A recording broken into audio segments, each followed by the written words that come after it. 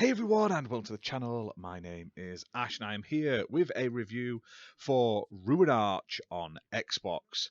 Now, this released onto the Xbox Store on the 7th of December 2023, developed by Maccima Games and published by Klabater, who were kind enough to send me a copy for this video review.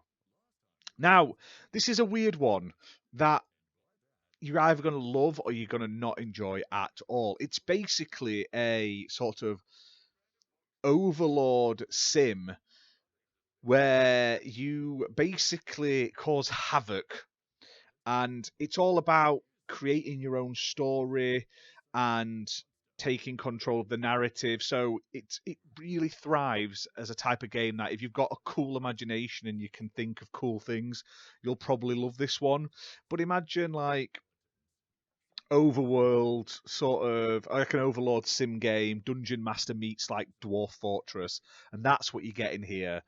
Now, graphically, it is very basic in its sort of design, but I feel like that's been done on purpose, and it doesn't really deter from the game at all. Everything, like I say, works and plays exactly how it should. In the game, you will basically have to like create conflicts and cause havoc and disrupt these poor villagers in these worlds that you play. And these worlds are always procedurally generated, like fantasy old school worlds. So every time you play is going to be a little bit differently.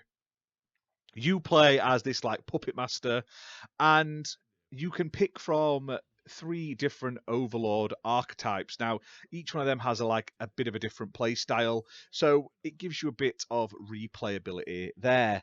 Now, the aim of the game is just to sort of have fun making everyone's lives unhappy. Like, you can make all the villagers like get the plague, and you can torture people, and you can make the like you can spread you can spread malicious information. It's just really silly stuff.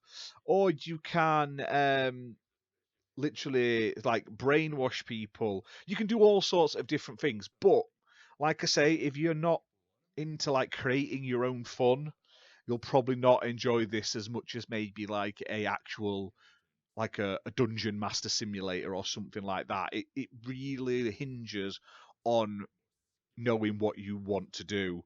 Um, it is fun. It is fun.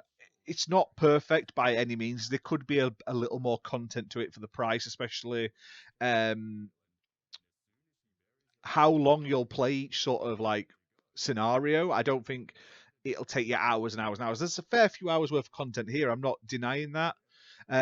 It's fun. It's unique. I'll give it that. It's a very unique little game. Getting to use like all the spells and abilities and stuff like that across the different archetypes as you slowly but surely upgrade is interesting. It gives you something to work towards and stuff like that. But it's not perfect by any means. So check it out. On Xbox, it's available on Xbox One and Xbox Series X and S consoles.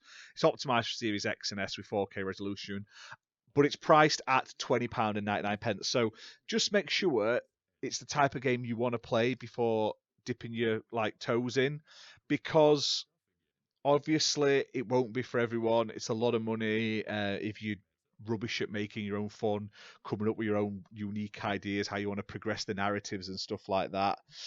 It's different though. There's so many stupid different ways that you can mess with these poor people, and the people that are around them and everything like that. You can literally just make their lives a living hell, which is fun. We always like to be a little evil and get it out of us, don't we? We always like playing as the bad guy now and again. So I'm not complaining.